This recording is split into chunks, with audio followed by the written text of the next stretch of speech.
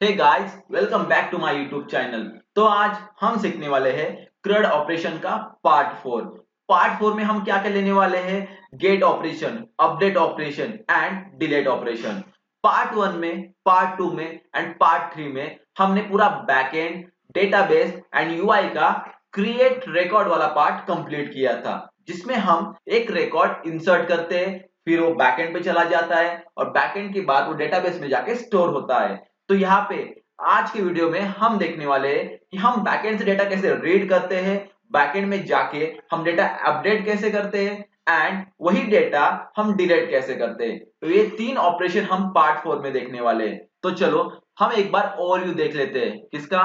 Backend का and database का, उसके बाद फ्रंट एंड का। तो पार्ट 1 में हमने ये प्रोजेक्ट क्रिएट किया था, उसमें हमने 3 लेयर बनाए थे: control layer, service layer and repository layer. And repository layer को हमने लिंक किया था डेटाबेस के साथ और उसमें हमने कुछ रिकॉर्ड स्टोर किए थे यूजिंग एपीआई। और उसमें हमने कौन कौन सा एपीआई लिखा था? एक क्रिएट रिकॉर्ड वाला, रीड रिकॉर्ड वाला, अपडेट रिकॉर्ड वाला एंड डिलीट रिकॉर्ड वाला।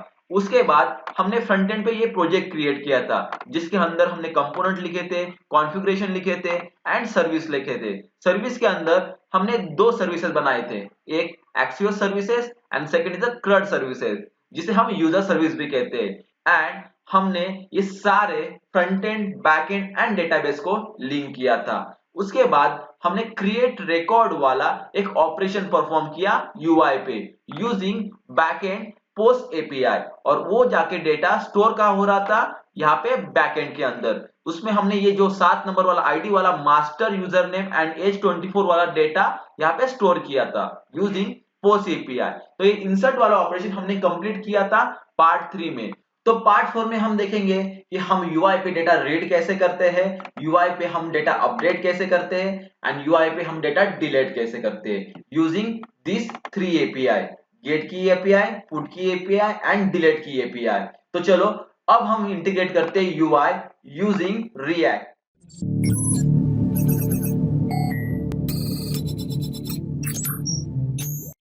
तो सबसे पहले हम कौन सा ऑपरेशन परफॉर्म करेंगे? गेट का, मतलब रीड का। ओके, जब हम यहाँ पे कोई डेटा इंसर्ट करेंगे तो यहाँ पे वो शो होना चाहिए कि हमने कौन सा डेटा यहाँ पे सबमिट किया है यूजिंग गेट एपीआई। और गेट एपीआई से हमें क्या क्या मिलने वाला है? यहाँ पे ट्राई इट आउट, एग्जीक्यूट। तो गेट एपीआई से हमें पूरा रिकॉर्ड मिलेगा जो डेटाबेस में है। For example ID, user name, age. ये कहां से मिलेगा? हमें डेटाबेस से, जहां पे आईडी, यूजर नेम, एज है। एंड ये हमें कहां शो करना है? यूआई पे, यहाँ पे। तो चलो अब हम रिएक्ट में कोड लिखते हैं यहाँ पे रीड करने का। तो पहले हम रिएक्ट के अंदर आए, उसके बाद कंपोनेंट के अंदर आए और उसके बाद होम पेज के अंदर आए। तो यहाँ पे हमने box 1 एंड box 2 डिफाइन किया था। box 1 हमने क्यों यूज किया था? कि कोई रिकॉर्ड हम इंसर्ट कर सके। बट box 2 का यूज हम करेंगे यहाँ पे कोई रिकॉर्ड यहाँ पे रीड करने के लिए। तो चलो यहाँ पे हम कोड लिखते हैं पहले। तो हमें क्या क्या शो करवाना है? सबसे पहले तो हमें शो करवाना है आईडी, उसका यूजर नेम एंड उसके बाद एज। और एज के बाद दो बटन, पहला बटन होगा अपडेट का एंड सेकेंड बटन होगा डिलीट का। तो चलो यहाँ पे कोड लिखते हैं। तो सबसे पहले हम क्या करेंगे? बैकएंड से वो डेटा रीड करेंगे। कहाँ पे? फ्रंट एंड पे। तो यहाँ पे हम एक फंक्शन लिखते हैं, कंपोनेंट विल माउंट। तो आपको कंपोनेंट विल माउंट कैसे यूज होता होगा ये आपको पता होना चाहिए। फॉर एग्जांपल, इसके लिए आपको कंपोनेंट लाइफ साइकिल का पता होना बहुत जरूरी है। मतलब कंपोनेंट विल माउंट ये फंक्शन कब कॉल होगा? रेंडर होने से पहले। तो चलो यहाँ पे कंपोनेंट विल माउंट हम यूज करते हैं। पहले ये हम मिनिमाइज करते हैं, उसके बाद यहाँ पे कंपोनेंट विल माउंट ये फंक्शन यूज करते हैं। एंड इसके अंदर हम क्या करेंगे? वो डेटा लाएंगे यूजिंग गेट एपीआई। तो सबसे पहले हम यहाँ पे एक कंसोल की लाइन लिखते हैं, कंसोल डॉट लॉग। इससे हमें पता चलेगा कि कंपोनेंट विल माउंट कॉल हुआ है। Component will mount calling. उसके बाद हम क्या करेंगे? एक और फंक्शन बनाएंगे, एक रीड इंफॉर्मेशन मेथड का। तो यहाँ पे हम बाहर एक फंक्शन बनाते हैं, रीड रिकॉर्ड का, जिसके अंदर हम कॉल करेंगे गेट एपीआई। तो यहाँ पे हमें CRUD सर्विसेज यूज करनी है। CRUD सर्विस थोड़ा छोटा करते हैं, ओके। तो इसके अंदर क्या करेंगे, CRUD सर्विस डॉट हमें गेट की एपीआई कॉल करनी है। तो यहाँ पे हमें CRUD सर्विस के अंदर गेट रिकॉर्ड का एक मेथड बनाना पड़ेगा। तो इसके अंदर आते हैं, पहले हम यहाँ पे एक मेथड बनाते हैं रीड रिकॉर्ड का, जिसके अंदर हमें कुछ पास तो करना नहीं है, क्योंकि गेट के बॉडी में हम कुछ डेटा इंसर्ट तो करते नहीं है। उसके बाद हम कंसोल डॉट लॉग के अंदर क्या लिखेंगे, हमारा यूआरएल क्या है ये चेक करेंगे। और यूआरएल हमें कहाँ से मिलता है, कॉन्फ़िगरेशन के फाइल के अंदर से। तो यहाँ पे कॉन्फ़िगरेशन के फाइल से हमें यूआरएल मिलेगा रीड रिकॉर्ड का। तो एक बार चेक करते हैं हमारे पास रीड रिकॉर्ड का यहाँ पे यूआरएल है या नहीं। यहाँ पे रीड रिकॉर्ड का हमें यूआरएल हमारे पास है नहीं, तो वो हमें कहाँ से मिलेगा, यहाँ पे एपीआई के अंदर से। तो जो हमने एपीआई यूज करनी है कौन सी, रीड रिकॉर्ड की, तो यहाँ से हमें रिक्वेस्ट यूआरएल मिलेगा। तो ये कॉपी करेंगे हम एंड वो हम डालेंगे यहाँ पे गेट रिकॉर्ड के अंदर, कहाँ पे, कॉन्फ़िगरेशन डॉट जेएस के अंदर। उसके बाद CRUD सर्विस के अंदर जाके हमें ये कॉन्फ़िगरेशन रीड रिकॉर्ड की यूआरएल मिल जाएगी। पहले चेक करते हैं नाम ठीक है या नहीं। ये गेट रिकॉर्ड है, तो यहाँ पे भी होना चाहिए गेट रिकॉर्ड। उसके बाद हम एक्सियोस की गेट मेथड कॉल करेंगे। तो यहाँ पे रिटर्न एक्सियोस डॉट गेट, इसके लिए हमें गेट की मेथड बनानी पड़ेगी, कहाँ पे, एक्सियोस सर्विस के अंदर। तो चलो यहाँ पे गेट की मेथड बनाते हैं, जिसके अंदर हम सिर्फ यूआरएल एंड यहाँ पे is required false and header pass करेंगे। उसके बाद हम गेट की सर्विस यूज करेंगे यहाँ पे गेट, और उसके अंदर हम सिर्फ पास करेंगे URL and is required and header. Is required and header है क्या, ये ऑथेंटिकेशन सिस्टम के लिए हम यूज करते हैं। जब हम इसे यूज करेंगे तब ये यूज में आएगी, बट जब हम यूज नहीं कर रहे तो इसलिए हम यहाँ पे बाय डिफॉल्ट फॉल्स पास कर रहे हैं। तो इस एक्सियोस सर्विस डॉट जेएस के अंदर जो हमने गेट मेथड कॉल की है, ये कौन सी है, ये एपीआई को कॉल कर रहा है। कौन सी, गेट रीड रिकॉर्ड एपीआई को कॉल कर रहा है, कहाँ पे, यहाँ पे। अब हम वापस जाते हैं CRUD सर्विस के अंदर, और यहाँ पे देखो अब हमें वो मेथड कॉल होने का मेथड मिल जाएगा। तो इसके अंदर हम क्या क्या डाल रहे हैं, फर्स्ट यूआरएल डाल रहे हैं, उसके बाद इज रिकॉर्ड बुलियन है, उस पर हेडर। तो उसके बाद पहले हम क्या करेंगे, यहाँ पे डालेंगे यूआरएल, तो कॉन्फ़िगरेशन डॉट गेट रिकॉर्ड। उसके बाद बुलियन तो हमने वहां पे पास किया ऑलरेडी, हेडर पास करना है, पर हम कोई ऑथेंटिकेशन सिस्टम तो यूज नहीं कर रहे या, इसलिए हम यहाँ पे फॉल्स पास कर रहे हैं। उसके बाद हम रिटर्न आते हैं फिर से, कहाँ पे, होम पेज के अंदर। अब देखो यहाँ पे मिल जाएगा हमें गेट की मेथड का रीड रिकॉर्ड। तो यहाँ पे आ गया रीड रिकॉर्ड, जिसके अंदर हम कुछ डेटा तो पास नहीं कर रहे। उसके बाद हम यहाँ पे प्रोमिसेस लिखते हैं, देन उसके अंदर लिखेंगे डेटा, और उसके अंदर हम लिखेंगे कंसोल डॉट लॉग, जो हमारा रीड करेगा जो बैकएंड से आया हुआ डेटा। उसके बाद अगर कोई एरर आया तो वो कैच के अंदर जाएगा और यहाँ पे एरर शो हो जाएगा। तो उसके अंदर हम शो करवाने के लिए एरर कंसोल पे कंसोल डॉट लॉग, और इसके अंदर हम डालेंगे एरर। तो ऐसे हमने रीड रिकॉर्ड वाली एक एपीआई कॉल की है। तो चलो अब हम फिर से यहाँ पे यूआई पे आते हैं, और यहाँ पे URL is not defined, okay. एक बार हम रिफ्रेश करते हैं, ये यूआरएल इज नॉट डिफाइंड का एक्सियोस सर्विस के अंदर। तो यहाँ पे जाते हैं एक्सियोस सर्विस के अंदर, okay. URL is a capital था यहाँ पे, इसे स्मॉल में लिखते हैं, और उसके बाद यहाँ पे आते हैं। तो यहाँ पे हमारा एरर चला गया है। तो फिर से चलो हम जाते हैं कंपोनेंट में होम पेज के अंदर, और यहाँ पे जाके एक बार कोड चेक करते हैं। तो कंपोनेंट विल माउंट के अंदर हम क्या कॉल करवाएंगे, रीड रिकॉर्ड फंक्शन। तो यहाँ पे हम लिखते हैं दिस डॉट रीड रिकॉर्ड, और यहाँ पे हमने ये चीज कॉल की। और उसके बाद आने के बाद यहाँ पे अंदर CRUD सर्विस, ओके। सर्विस लिखना है यहाँ पे। तो यहाँ पे CRUD सर्विस की जगह हमने सर्विस लिखना है, क्योंकि CRUD सर्विस एक क्लास है और उसका इंस्टेंस सर्विस है। ओके, यहाँ पे ये चीज हो गई। उसके बाद कंसोल पे जाके रीड करेंगे। तो कंपोनेंट विल माउंट कब कॉल होगा? जब रेंडर होने से पहले। चलो हम फिर से UI पे जाते हैं और यहाँ पे इंस्पेक्ट करते हैं और यहाँ पे जाके कंसोल पे हम देखते हैं कि डेटा आ रहा है या नहीं। तो यहाँ पे हम फिर से रेंडर किया हमने। ओके, तो देखो यहाँ पे गेट की एपीआई कॉल हो चुकी है। कब? रेंडर होने से पहले। तो यहाँ पे कंसोल पे हमें डेटा देखना शुरू हो चुका है। यहाँ पे डेटा के अंदर रीड रिकॉर्ड डेटा के अंदर हमें ये रिकॉर्ड मिल चुके हैं। मतलब हमारी ये एपीआई गेट की रीड रिकॉर्ड वाली कॉल हो रही है। कब? जब यूआई रेंडर होता है उससे पहले। मतलब हमारा ये कोड वर्क कर चुका है। यहाँ पे CRUD सर्विस के अंदर जो लिखा था हमने रीड रिकॉर्ड, उसके बाद एक्सेस सर्विस के अंदर जाके यहाँ पे गेट की एपीआई कॉल हो रही है। अब हमें क्या करना है? जो रिकॉर्ड यहाँ पे आ रहा है वो पहले हमें स्टोर करवाना होगा। कहाँ पे? यहाँ पे स्टेट के अंदर। उसके बाद वो हमें यहाँ पे रेंडर के अंदर यहाँ पे HTML में उसका कोड लिखना पड़ेगा डिस्प्ले का। तो चलो अब हम वो कोड लिखते हैं। तो पहले हमें यहाँ पे एक वेरिएबल डिक्लेयर करना पड़ेगा। कहाँ पे? दिस स्टेट के अंदर। तो यहाँ पे एक हम वेरिएबल डिक्लेयर करते हैं डेटा रिकॉर्ड नाम से, और उसे यहाँ पे हम अरे डिक्लेयर करते हैं। उसके बाद ये कॉपी करते हैं एंड यहाँ पे कहाँ पे? यहाँ पे दिस डॉट सेट स्टेट के अंदर हम वो डेटा यहाँ पे उसे असाइन करेंगे। कौन सा? डेटा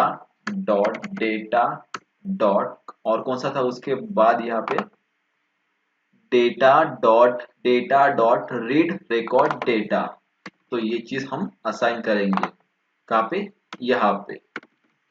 तो रीड रिकॉर्ड डेटा असाइन हुआ डेटा रिकॉर्ड को। एक बार हम देखते हैं कि हमने सही से लिखा है या नहीं। कंसोल डॉट लॉग, उसके अंदर हम डालेंगे ये चीज। मतलब कंसोल पे हमें शो हो जाएगा कि हमने सही से यहाँ पे मैपिंग की है। तो यहाँ पे हम log is not defined 27 number 27। Okay, यहाँ पे डॉट है। उसके बाद यहाँ पे रिकॉर्ड आया। ओके, तो यहाँ पे क्या हुआ? 27 नंबर डेटा। ओके, तो यहाँ पे देखो, यहाँ पे हमें वो चीज मिल रही है 27 नंबर पे। मतलब हमारा मैपिंग सही से हो चुका है। उसके बाद हम क्या करेंगे? यहाँ पे आएंगे।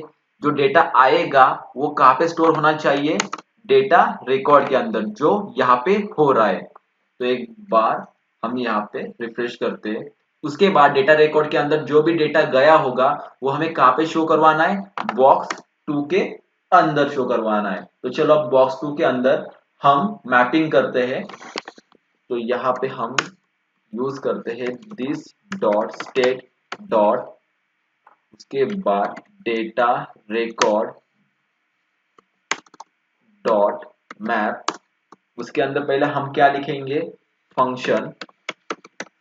उसके अंदर हम क्या लिखेंगे? डेटा।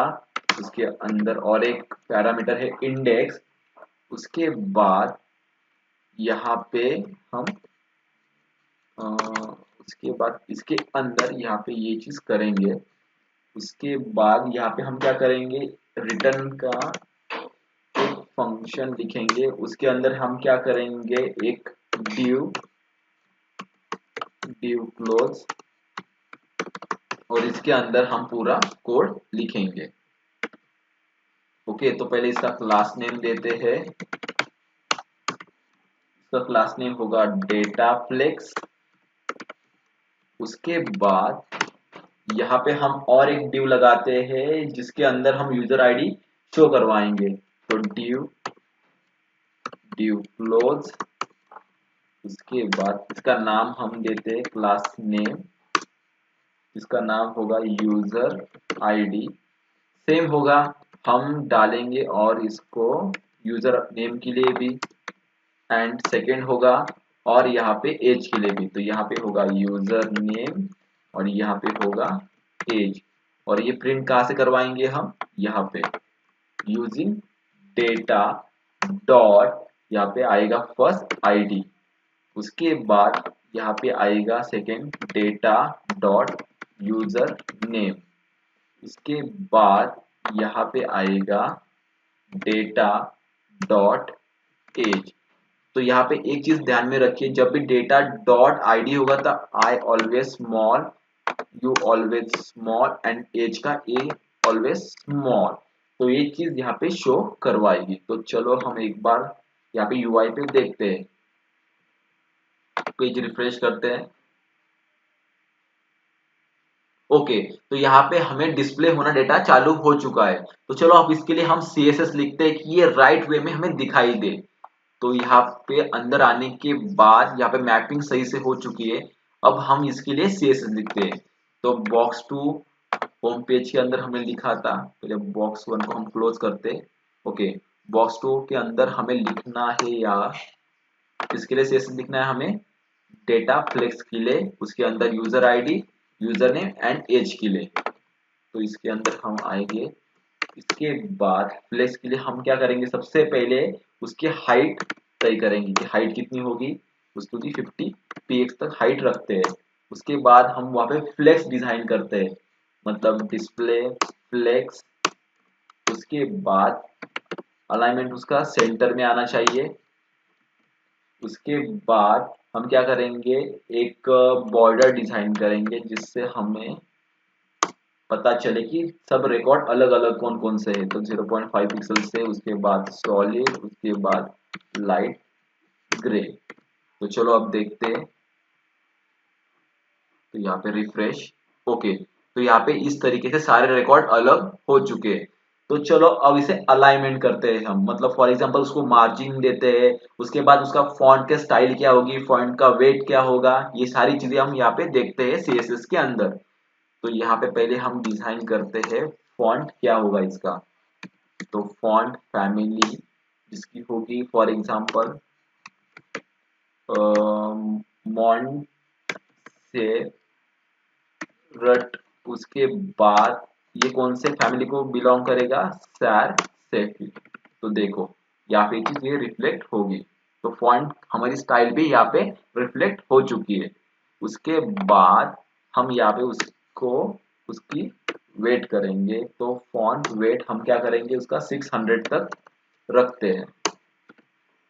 तो यहाँ पे 600 रिफ्लेक्ट हो गया, देखो यहाँ पे 600 भी रिफ्लेक्ट हो चुका है। उसके बाद हम क्या करेंगे, इसको मार्जिन देंगे। तो चलो CSS के अंदर, और यहाँ पे हमने उसको मार्जिन दी। मार्जिन कितनी देंगी हमें, हम 5 पिक्सल तक उसको मार्जिन देंगे, कहाँ पे, टॉप में। तो यहाँ पे हमने मार्जिन देनी है, तो मैक्स क्या है, मार्जिन यहाँ पे हमने दे दी। तो यहाँ पे मार्जिन रिफ्लेक्ट होनी चाहिए। ओके, तो यहाँ पे हमारी मार्जिन रिफ्लेक्ट हो चुकी है, देखो ये दोनों अलग हो चुके हैं। उसके बाद ये सारी चीजें वेल फॉर्म में अरेंज हो चुकी है। अब हम क्या करेंगे, ये आईडी, यूजर नेम और एज को सेपरेट सेपरेट शो करवाएंगे। तो चलो यहाँ पे अंदर आने के बाद उसके लिए CSS लिखते हैं।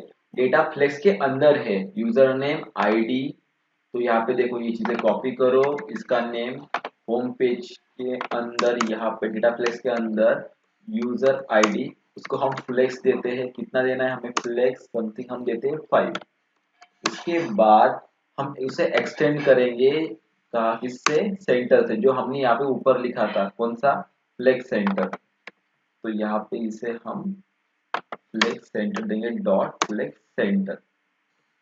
ओके, तो यहाँ पे देखिए यहाँ पे वो रिफ्लेक्ट हुआ होगा, और यहाँ पे वन यहाँ पे अलग हो चुका है इनसे। तो चलो बाकी इनके लिए हम फ्लेक्स डिफाइन करते हैं, किसके लिए, यूजर नेम के लिए एंड एज के लिए। तो यूजर नेम हमने कॉपी किया, उसके बाद यहाँ पे नीचे हमने उसको फ्लेक्स दिए, कितने, 15। उसके बाद उसे हमने सिंपल एक्सटेंड किया, किससे, फ्लेक्स सेंटर से। इसके बाद सेम एज एज के लिए भी हम एज को भी हम सेम करेंगे। हम इसको एज को देंगे फ्लेक्स 5 रखते हैं। क्योंकि इंटीजर वैल्यू है। उसके बाद उसे भी सेम एक्सटेंड करते हैं हम सेंटर से, लाइक सेंटर से। अब देखते हैं यहाँ पे रिफ्लेक्ट हुआ या नहीं। देखो यहाँ पे सारी चीजें रिफ्लेक्ट हो चुकी है। 1 आया अपनी जगह, ये चीजें आई अपनी जगह, यूजर नेम एंड एज भी आया अपनी जगह। तो यहाँ तक हम शो करवा चुके हैं, मतलब हमने अभी रीड डेटा का पूरा इंटीग्रेशन कर दिया है यूजिंग बैकएंड एंड डेटाबेस। मतलब हमने फ्रंट एंड को लिंक कर दिया बैकएंड के गेट एपीआई से, जो यहाँ पे रीड कर रहा है एंड वो डेटाबेस से डेटा लाके यहाँ पे शो करवा रहा है। तो यहाँ पे एक बार देखो, यहाँ पे एक एरर आ चुका है। क्या है error? Each child in a list should have a unique की। मतलब लिस्ट 1, लिस्ट 2, लिस्ट 3, लिस्ट 4, ऐसे लिस्ट 5, हर एक की होगी वो यूनिक होगी। तो हमने यहाँ पे की तो डिफाइन की नहीं, तो चलो यहाँ पे की डिफाइन करते हैं। इंडेक्स हर एक का यूनिक होगा, तो यही इंडेक्स को हम की मानते हैं। तो की इज इक्वल टू हम डालते हैं इसके अंदर इंडेक्स एंड रिफ्रेश, और यहाँ पे और एक बार रिफ्रेश। तो देखो एरर इज चला गया, मतलब हर एक लिस्ट को यूनिक की असाइन हो चुकी है। अब हम क्या करेंगे, पहले ये सारा रिकॉर्ड डिलीट मारेंगे डेटाबेस से। उसके बाद हम क्या करेंगे, यहाँ पे एक न्यू रिकॉर्ड इंसर्ट करेंगे, और जब हम सबमिट पे बटन दबाएंगे तो यहाँ पे वो रिकॉर्ड शो होना चाहिए। ऐसा कोड हम लिखेंगे। तो डेटाबेस के अंदर चलो, यहाँ पे कौन कौन सा रिकॉर्ड है डेटाबेस के अंदर, एग्जीक्यूट। तो यहाँ पे ये सारा रिकॉर्ड पड़ा हुआ है, ये सारा रिकॉर्ड हम डिलीट करते हैं, एग्जीक्यूट। ये सारा रिकॉर्ड डिलीट हो चुका है, एक बार टेस्ट करके देखते हैं डिलीट हुआ या नहीं। यस, सारा रिकॉर्ड डिलीट हो चुका है। अब यहाँ पे रिफ्रेश करते हैं। ओके, तो यहाँ पे पेज रिफ्रेश हो चुका है। ओके, तो यहाँ पे एक एरर आ चुका है। एरर क्या है? Cannot read property of null. कौन सा? मैप। तो मैप नल प्रॉपर्टी रीड नहीं कर सकता। मतलब अब जब बैकएंड में पूरा डेटा नल पड़ा हुआ है, मतलब एम्प्टी पड़ा हुआ है, डेटा रिकॉर्ड में क्या जाएगा? एम्प्टी और नल जाएगा। तो मैप नल प्रॉपर्टी रीड नहीं कर सकता। तो यहाँ पे एक ऐसी कंडीशन लिखनी चाहिए, जब भी डेटाबेस में कोई डेटा ना हो तो यहाँ पे मैप में कोई एरर ना आए। तो चलो यहाँ पे कंडीशन लगाते हैं पहले, कि हम डेटा रिकॉर्ड चेक करें एम्प्टी है या नहीं, या उसकी लेंथ ग्रेटर देन 0 है या नहीं। तो यहाँ पे हम कंडीशन लगाते हैं अरे डॉट इज अरे, उसके अंदर पास करते हैं this dot state dot data record, and उसके बाद this dot state dot data record dot length, okay, and greater than 0 and question mark यहाँ पे। तो यहाँ पे ये चीज बन गई है अभी टर्नरी ऑपरेटर। और इसके बाद इधर डिव एंड डिव क्लोज। तो इसका मीनिंग क्या हुआ? जब इस अरे में जाके डेटा रिकॉर्ड के अंदर की लिस्ट चेक होगी, अगर वहां पे रिकॉर्ड पड़ा हुआ होगा तो यहाँ पे ट्रू होगा, और उसके बाद इसकी लेंथ चेक होगी, अगर लेंथ ग्रेटर देन 0 हुआ उसके बाद ये मैप फंक्शन काम करेगा। एंड डेटा रिकॉर्ड अगर एम्प्टी हुआ एंड उसकी लेंथ लेस देन 0 हुई, तो ये एम्प्टी ड्यू आपको शो करवाएगा कहाँ पे? यूआई पे।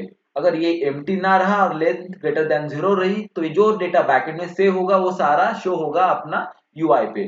तो चलो ये रिफ्रेश करते हैं, और उसके बाद यहाँ पे देखते हैं रिफ्रेश, एंड देखो यहाँ पे यूआई पे शो होने लगा है, यहाँ पे नल शो हुआ। नल मतलब क्या? अभी डेटाबेस के अंदर कोई रिकॉर्ड पड़ा हुआ नहीं है, इसकी वजह से यहाँ पे कोई लिस्ट भी नहीं आ रही है, और यहाँ पे नल शो हो रहा है, जो 29 नंबर पे हमने लाइन पे लिखा था। कौन सा? यहाँ पे ये रही लाइन नंबर 29, जहां पे हम बैकएंड से आने वाली लिस्ट यहाँ पे प्रिंट करवा रहे थे। मतलब कंसोल पे जो भी आपके यहाँ पे डेटा दिख रहा था वो लाइन नंबर 29 की वजह से दिख रहा था। तो यहाँ पे नल है, मतलब बैकएंड से हमें नल मिल रहा है, क्योंकि बैकएंड में कोई डेटा है ही नहीं। अब हम देखते हैं, जब भी हम यहाँ पे डेटा डालेंगे तो यहाँ पे डायरेक्टली वो डेटा शो करके आना चाहिए। इसके लिए हम क्या करेंगे?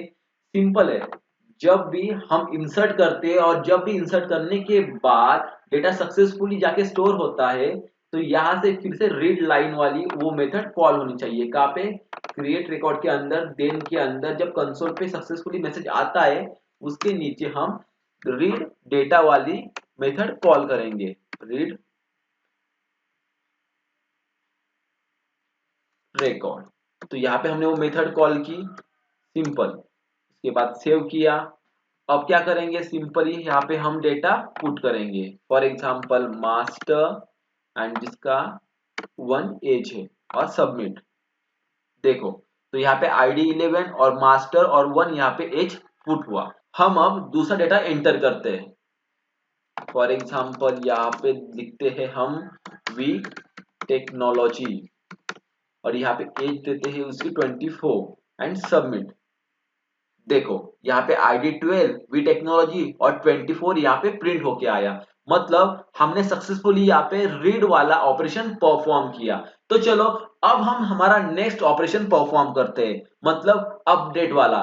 तो हम यहाँ पे एक बटन लगाएंगे अपडेट वाला, और जब हम यहाँ पे क्लिक करेंगे तो यहाँ पे जो भी डेटा होगा, यूजर नेम और एज यहाँ पे आ जाएगा, एंड उसको हम एडिट करेंगे, और एडिट होने के बाद हम फिर से सबमिट करेंगे, और सबमिट होने के बाद अपडेटेड रिकॉर्ड यहाँ पे फिर से शो होना चाहिए। तो ये ऑपरेशन अब हम परफॉर्म करते हैं। तो चलो वापस से कोड के अंदर, और यहाँ पे हमने जहाँ पे डेटा शो करवाया था या प्रिंट करवाया था, कहाँ पे, यूआई पे, यहाँ पे एक बटन लगाते हैं।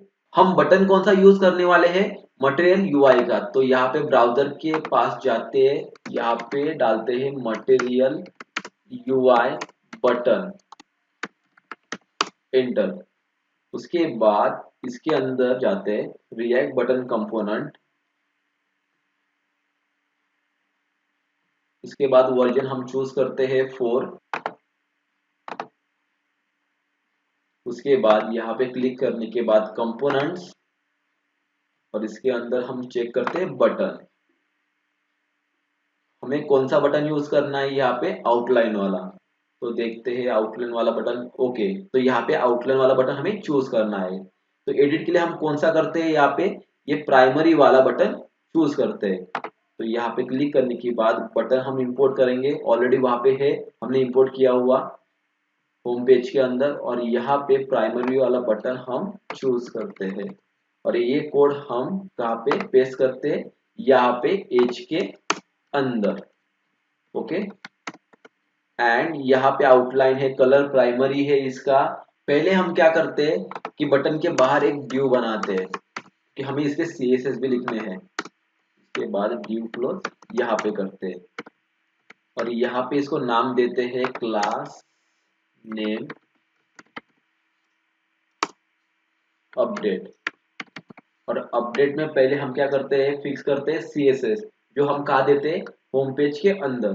तो अपडेट को कॉपी किया, उसके बाद होम पेज पे चले गए, बॉक्स 2 के अंदर हमें कहा देने डेटा फ्लेक्स के अंदर, हमें एज के नीचे यहाँ पे हमें सीएसएस देने हैं। तो अपडेट के सीएसएस हम क्या करेंगे, फॉर एग्जांपल उसे फ्लेक्स देंगे, एंड उसको मार्जिन देंगे और अलाइनमेंट देंगे। फॉर एग्जांपल हम पहले उसे फ्लेक्स देते हैं, फ्लेक्स हम देते हैं 2, एंड हम यूआई पे जाते हैं। तो देखो यहाँ पे बटन आ चुका है। तो इस प्राइमरी को हम कन्वर्ट करेंगे, यहाँ पे लिखेंगे एडिट, या यहाँ पे एक आइकॉन डालेंगे एडिट का। तो आइकॉन हमें कहाँ पे मिलेगा, यहाँ पे, कहाँ पे, मटेरियल यूआई के अंदर। तो यहाँ पे सर्च कीजिए कंपोनेंट के अंदर ही मटेरियल आइकॉन, और उसके बाद यहाँ पे सर्च करिए एडिट, और ये एडिट वाला आइकॉन हम यूज करेंगे। तो ये चीज आप इंपोर्ट करिए कहाँ पे, होम पेज के अंदर। यहाँ पे होम पेज है, और इसके अंदर हम यहाँ पे इंपोर्ट करते हैं बटन के नीचे, और उसके बाद एडिट आइकॉन को हम कॉपी करते हैं, एंड हम कहाँ पे पेस्ट करेंगे, ये प्राइमरी की जगह इसे हम लगाएंगे। तो यहाँ पे हमने एडिट आइकॉन लगा दिया। तो हम फिर से जाते हैं कहाँ पे, यूआई के अंदर। तो देखो एडिट का बटन आ चुका है यहाँ पे।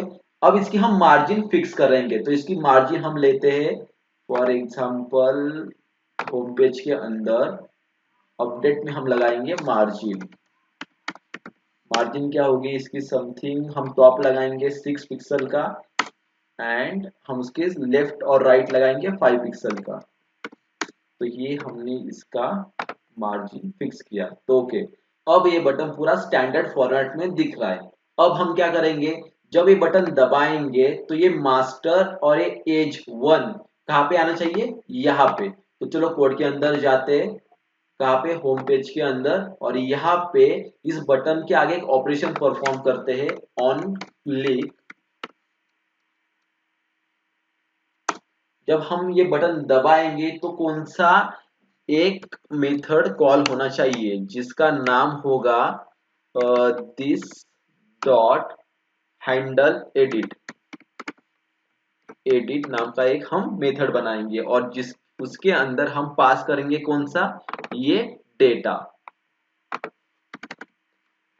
वेट अ सेकेंड, यहाँ पे दिस हम नहीं यूज कर सकते जब हम ये ऑपरेशन परफॉर्म करते। तो यहाँ पे ऊपर हम क्या करते हैं, लेट, हम यहाँ पे सेल्फ नाम का एक वेरिएबल लिखते हैं और उसको असाइन करते हैं दिस, और इस सेल्फ को हम कॉपी करते हैं एंड यहाँ पे पेस्ट करते हैं। ओके, तो सेल्फ डॉट हैंडल एडिट इस मेथड को कॉल होना चाहिए एंड उसके अंदर हम डेटा पास करते हैं। तो चलो हैंडल एडिट का हम एक मेथड बनाते हैं, कहाँ पे, यहाँ पे ऑन क्लिक के नीचे। तो उसके अंदर पास होगा डेटा और ये रही उसकी बॉडी। अब इसके अंदर हम क्या लिखेंगे, कोड लिखेंगे किसका, इनिशियलाइज करने का, किसको, इस वैल्यू को, कौन से, यहाँ पे स्टेट के अंदर यूजर नेम को और एज को वैल्यू हम असाइन कर देंगे। तो यहाँ पे हम क्या करेंगे, दिस डॉट सेट स्टेट, उसके अंदर वो वैल्यू हम असाइन करने वाले, कौन से, यूजर नेम और एज। तो यूजर नेम,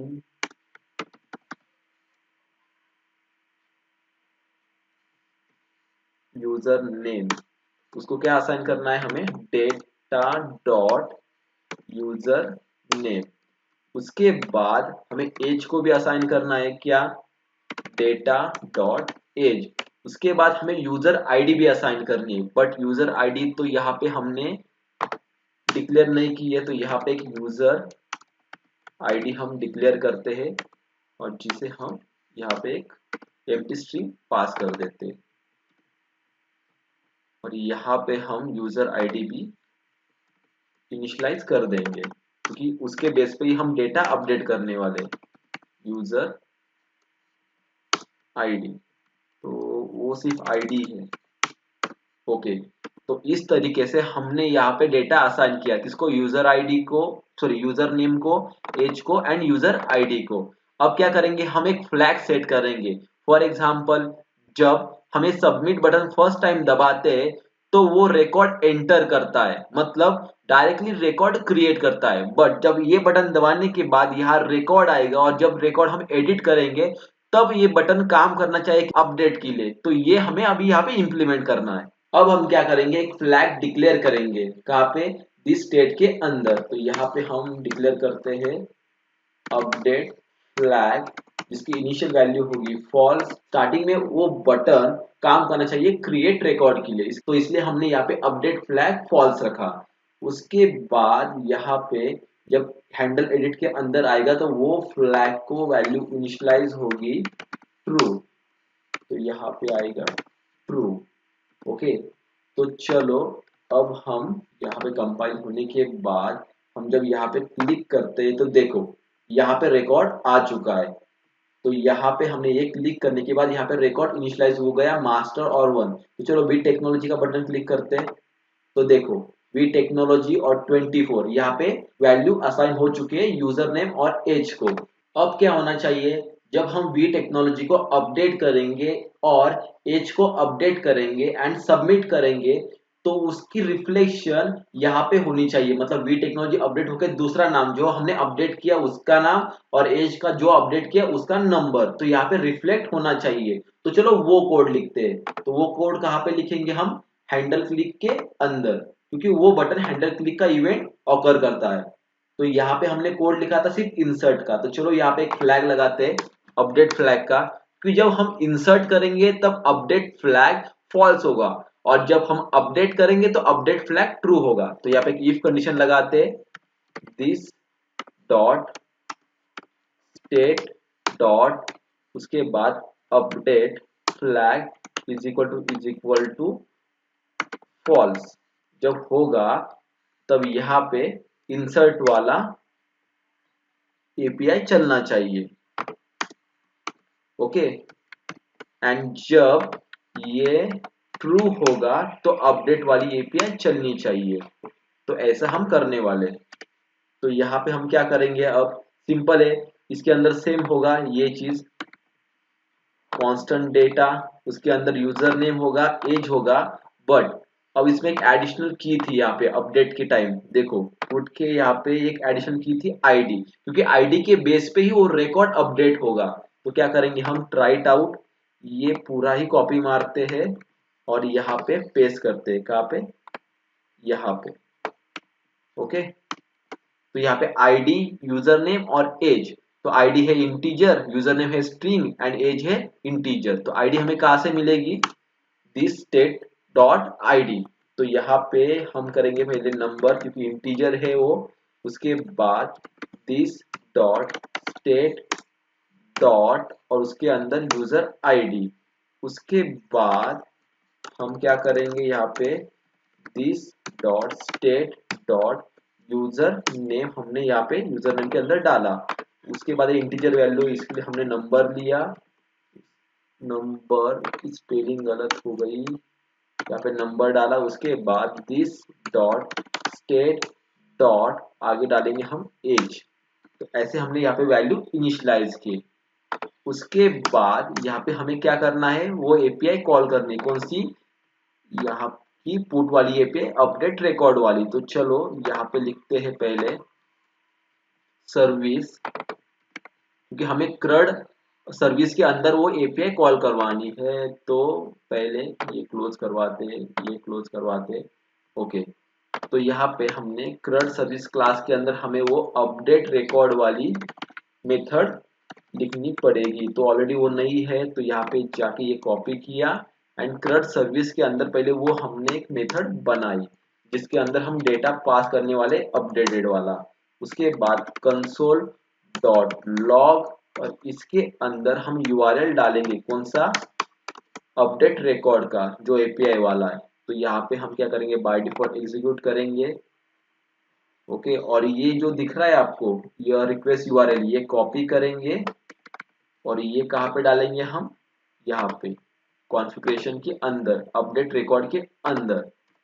ओके, उसके बाद ये चीज कॉपी करेंगे एंड उसके बाद क्रड सर्विस के अंदर हम यहाँ पे पेस्ट करेंगे, बट उसके आगे क्या लगाएंगे, कॉन्फ़िगरेशन डॉट अपडेट रिकॉर्ड और यहाँ पे हम कॉमा लगाते हैं।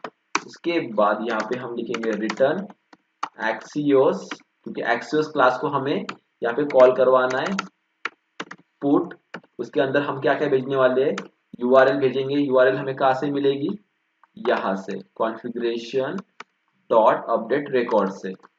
उसके बाद हमें क्या पास करना है, डेटा। उसके बाद हेडर के लिए हम यहाँ पे फॉल्स पास कर रहे हैं क्योंकि कोई ऑथेंटिकेशन सिस्टम यहाँ पे है नहीं। उसके बाद हम जाते हैं एक्सियोस क्लास के अंदर, यहाँ पे गेट के नीचे हम एक मेथड लिखते हैं पुट की। उसके अंदर पास क्या करेंगे, URL data and is required, उसको हम बाय डिफॉल्ट फॉल्स रखते हैं, एंड हेडर। तो ये दो चीजें क्या है, इज रिक्वायर्ड एंड हेडर, ये है ऑथेंटिकेशन सिस्टम के लिए हम यूज करेंगे। बट यहाँ पे कोई हमें ऑथेंटिकेशन सिस्टम नहीं लगा रहे, तो ये बाय डिफॉल्ट हमें फॉल्स रखनी पड़ेगी क्योंकि ये मैंडेटरी चीज है। उसके बाद एक्सियोस डॉट पुट और उसके अंदर हम पास करेंगे URL and data and is required and header है हमने पास किया। तो यहाँ पे हमने एक्सियोस सर्विसेज यूज कर ली पुट वाली। तो यहाँ तक हमारा काम कंप्लीट हो चुका है। तो हम जाते हैं फिर से होम पेज के अंदर। तो देखो यहाँ पे ये मेथड हम एक्सेस अब कर सकते हैं जिसके अंदर हम डालेंगे ये डेटा। उसके बाद अगर वो एपीआई कॉल होती है एंड सक्सेसफुली हमें रिस्पॉन्स मिलता है तो वो कहाँ पे जाएगा, प्रोमिसेस के अंदर जो होगा देन के अंदर। उसके बाद डेटा से वो हम देख सकते हैं कहाँ पे, कंसोल के अंदर। तो कंसोल डॉट लॉग लगाया और उसके अंदर हमने ये डेटा प्रिंट करवाया कहाँ पे, कंसोल पे। उसके बाद अगर कोई एरर आया बैकएंड के अंदर तो वो कहाँ पे जाएगा, कैच के अंदर। तो यहाँ पे एरर हमने लिखा और उसके अंदर हमने वो एरर प्रिंट करवाया कहाँ पे, कंसोल के अंदर। यहाँ पे एरर प्रिंट करवाया। ओके, तो यहाँ तक हमने प्रोग्राम सक्सेसफुल लिख चुके हैं। अब तो आफ्टर एडिट रिकॉर्ड या इंसर्ट रिकॉर्ड, वो फ्लैग कौन सा, अपडेट फ्लैग ट्रू हुआ तो उसे हमें फिर से फॉल्स करवाना होगा। तो चलो हम वो फ्लैग फिर से फॉल्स करवाते। तो फॉल्स कहाँ पे करेंगे हम, वो फ्लैग हम फॉल्स करवाएंगे यहाँ पे नीचे, कहाँ पे, यहाँ पे। तो दिस डॉट सेट स्टेट के अंदर हम क्या करेंगे, सबसे आसान अपडेट फ्लैग यहाँ पे आएगा ऑटोमेटिकली, वो अपडेट फ्लैग को हम फॉल्स कर देंगे। एंड उसके बाद यूजर नेम को भी हम बाय डिफॉल्टली यहाँ पे एम्प्टी स्ट्रिंग एंड एज को भी हम एम्प्टी स्ट्रिंग पास कर देंगे। तो ऐसे हम ऑपरेशन परफॉर्म करेंगे। तो चलो एक बार हम यूआई पे जाते हैं। तो यहाँ पे यूआई पे आ गए हम और यहाँ पे रिफ्रेश किया। तो चलो अब हम डेटा अपडेट करके देखते हैं। तो मास्टर का ये एडिट वाला बटन क्लिक करते हैं। तो यहाँ पे मास्टर आया, तो मास्टर को हम करते हैं मास्टर टेक और यहाँ पे सबमिट करते हैं। तो यहाँ पे कुछ रिफ्लेक्शन तो आया नहीं है, एक बार रिफ्रेश करते हैं। तो देखो यहाँ पे अपडेट हो चुका है, बट अपडेट का बटन दबाने के बाद यहाँ पे रिफ्लेक्शन नहीं आ रहा है। तो हमें यहाँ पे एक कोड लिखना पड़ेगा कहाँ पे, अपडेट रिकॉर्ड के देन के अंदर। अगर ये सक्सेसफुल रहा तो उसने दिस डॉट रीड रिकॉर्ड वाला मेथड कॉल करना चाहिए। बस इतना सा एक लाइन का कोड यहाँ पे लिखना है और वापस से यूआई पे जाके। तो अब हम क्या करेंगे, फिर से मास्टर टेक को यहाँ एडिट करेंगे और यहाँ पे टेक निकाल देंगे और उसके बाद सबमिट करेंगे। तो देखो यहाँ पे रिफ्लेक्शन हो चुका है। तो फिर से एक बार हम एडिट करते हैं, मास्टर का एज फॉर एग्जांपल 1 को 1 2 डालते हैं, मतलब 12, और मास्टर को डालते हैं हम यहाँ पे स्टूडेंट स्टूडेंट और यहाँ पे सबमिट कर देते हैं। तो यहाँ पे देखो रिफ्लेक्शन हो चुका है, मास्टर का स्टूडेंट बन चुका है और 1 का 12 बन चुका है। तो यहाँ तक हमने अपडेट वाला पूरा ऑपरेशन परफॉर्म किया। तो अब हम परफॉर्म करेंगे डिलीट वाला ऑपरेशन। उसके लिए हम यूज करेंगे ये डिलीट वाला एपीआई जो हमने बैकएंड में बना के रखा था। उसमें सिर्फ हमें एक आईडी पास करनी है जो यूनिक है और उस आईडी के बेस पे बैकएंड पे जाके डेटा डिलीट करना है, बस। उसके बाद यूआई पे क्या करेंगे, यहाँ पे एक बटन लगाना है एंड जब भी वो बटन हम क्लिक करें तो यहाँ पे इस एपीआई में वो आईडी चला जाए और ये एपीआई जाके बैकएंड में जाके डेटा डिलीट कर देगा। बस इतना ही करना है। उसके बाद डिलीट होने के बाद जब भी रिस्पॉन्स सक्सेसफुल आएगा तो वापस से ये लिस्ट रिफ्रेश हो जानी चाहिए। तो बस इतना एक ऑपरेशन परफॉर्म करना हमारा बाकी है। तो चलो वो कोड हम इंप्लीमेंट करते हैं। तो वापस हम हमारे कोड में जाते हैं और यहाँ पे जहां पे हमने अपडेट का बटन लगाया था वैसा ही एक सेम बटन लगाएंगे डिलीट के लिए। तो यहाँ पे अपडेट का बटन हम कॉपी करेंगे यहाँ तक, उसके बाद इसके नीचे वही हम लगाएंगे। बस यहाँ पे चेंज क्या होगा, क्लास नेम यहाँ पे होगा डिलीट एंड उसके बाद यहाँ पे हैंडल एडिट की जगह हैंडल डिलीट करेंगे, मतलब हैंडल डिलीट का एक मेथड बनाएंगे और उसके अंदर से हम डेटा पास करेंगे। और ये एडिट आइकॉन है ना, वैसे डिलीट का आइकॉन लगाएंगे। तो उसके लिए हम ब्राउजर पे जाते हैं, मटेरियल आइकॉन के अंदर हम एक दूसरा यहाँ पे डिलीट वाला बटन आइकॉन ढूंढते हैं, डिलीट वाला। तो यहाँ पे देखो डिलीट वाला एक आइकॉन हमें मिल चुका है। तो ये हम इंपोर्ट करते हैं यहाँ पे प्रोजेक्ट के अंदर। तो यहाँ पे ये चीज हमने इंपोर्ट की बटन के नीचे। उसके बाद डिलीट आइकॉन को हमने कॉपी किया और कहाँ पे जाके पेस्ट किया हमने, एडिट आइकॉन की जगह, एडिट आइकॉन की जगह। बस बस अभी इसका एक सीएसएस लिखना बाकी है। तो डिलीट की स्पेलिंग गलत है, डिलीट की स्पेलिंग ये है। तो अब इसे कॉपी करते हैं एंड होम पेज के अंदर हम अपडेट के सेम सीएसएस अप्लाई करेंगे, किसको, डिलीट को भी। बस इतना ही हमें करना था। अब हम यूआई के ऊपर जाते हैं, यहाँ पे देखो यहाँ पे डिलीट का बटन आ चुका है बट यहाँ पे दो कलर सेम है। तो यहाँ पे हमें ब्लैक में चाहिए डिलीट वाला। तो यहाँ पे जाने के बाद हम वापस से बटन के अंदर जाते हैं बटन के अंदर, ओके। उसके बाद आउटलाइन वाला बटन में हम डिसेबल वाला बटन चूज करने वाले हैं। तो डिसेबल के लिए क्या है, यहाँ पे कुछ नहीं करना है, सिर्फ यहाँ पे कलर्स वो निकाल देना है। तो ठीक है, हम होम पेज के अंदर जाते हैं और यहाँ से ये प्राइमरी वाला कलर हम कमेंट कर देते हैं और फिर से यूआई के पास जाते हैं। तो देखो यहाँ पे ब्लैक आ चुका है, तो ये दो कलर अलग है, ब्लू है एडिट के लिए, ब्लैक है डिलीट के लिए। तो चलो अब हम ये मेथड बनाते हैं, कौन सा, हैंडल डिलीट वाला। तो कहाँ बनाएंगे, हैंडल एडिट के नीचे। तो कॉपी किया, उसके अंदर हमने डेटा पास किया था, यहाँ पे डेटा आ चुका है। उसके बाद इसके अंदर हम क्या करेंगे, सिंपल एक आईडी जो पास किया था इस डेटा से वो हमें पास करवाना है कहाँ पे, उस एपीआई तक। तो पहले यहाँ पे हम क्या करेंगे, ये सर्विस को कॉपी करेंगे, यहाँ पे सर्विस डॉट डिलीट रिकॉर्ड का मेथड बनाना है कहाँ पे, हमें CRUD सर्विस के अंदर। तो यहाँ पे हमने एक मेथड बनाया जिसमें पास किया था डेटा, और उसके अंदर हमें कंसोल डॉट लॉग से हम यूआरएल प्रिंट करवाएंगे पहले कंसोल के अंदर। तो configuration dot delete delete record का यहाँ पे हमें यूआरएल मिल जाएगा। तो पहले देखते हैं कि हमें डिलीट रिकॉर्ड का हमारे पास यूआरएल है क्या, नहीं है। तो ये कहाँ से मिलेगा हमें, स्वैगर के अंदर से। तो बाय डिफॉल्ट यहाँ पे ट्राई इट आउट करते हैं एंड एग्जीक्यूट करते हैं। तो यहाँ से हमें ये यूआरएल मिल चुका है रिक्वेस्ट यूआरएल से, और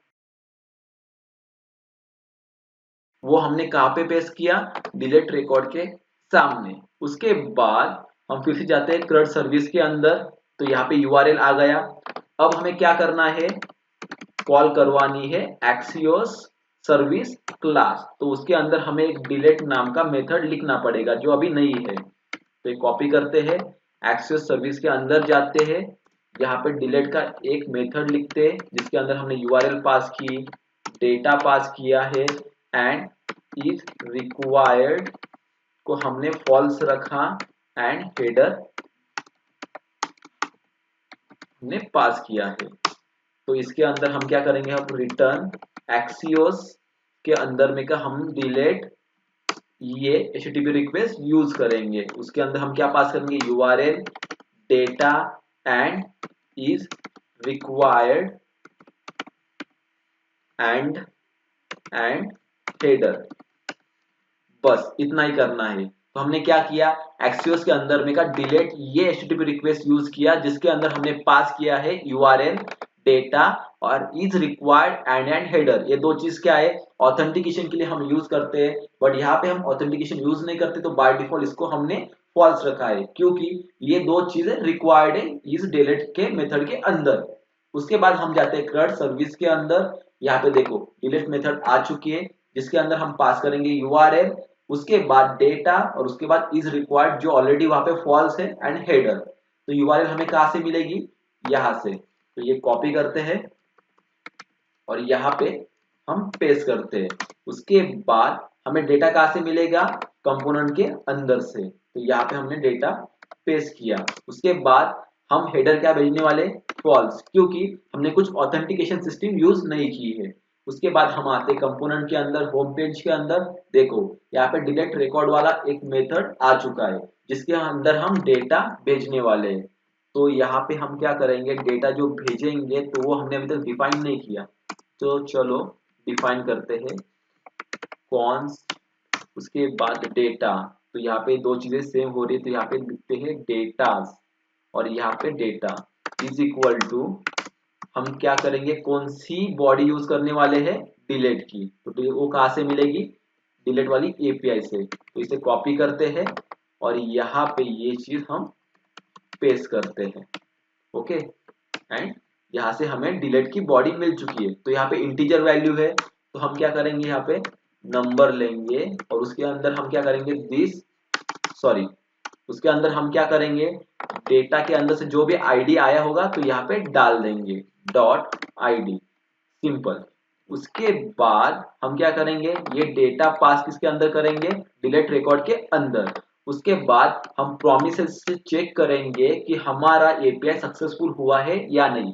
अगर सक्सेसफुल हुआ होगा तो वो देन के अंदर आएगा, अगर वो अनसक्सेसफुल हुआ तो वो कैच के अंदर जाएगा। तो पहले देन इंप्लीमेंट करते हैं। डेटा अगर सक्सेसफुल हुआ तो कंसोल डॉट लॉग से वो यूआई पे दिखाई देगा, एंड अगर वो अनसक्सेसफुल हुआ तो वो हमें यूआई पे दिखाई देना चाहिए यूजिंग कंसोल डॉट लॉग से। That's it. तो यहाँ पे हमारा डिलीट वाला ऑपरेशन हमने परफॉर्म किया है। तो चलो हम यूआई पे चेक करते हैं कि ये वर्क कर रहा है या नहीं। तो यूआई पे हम आए, यहाँ पे बटन जो लगाया था हमने, बटन भी इम्प्लीमेंट हो चुका है। एक एडिशनल लाइन ऐड करना हमारा रह गया, कहाँ पे, कोड के अंदर। अगर सक्सेसफुली डेटा डिलीट हुआ होगा तो हमारे जो भी बॉडी होगी, जो भी लिस्ट होगी, रिफ्रेश होनी चाहिए।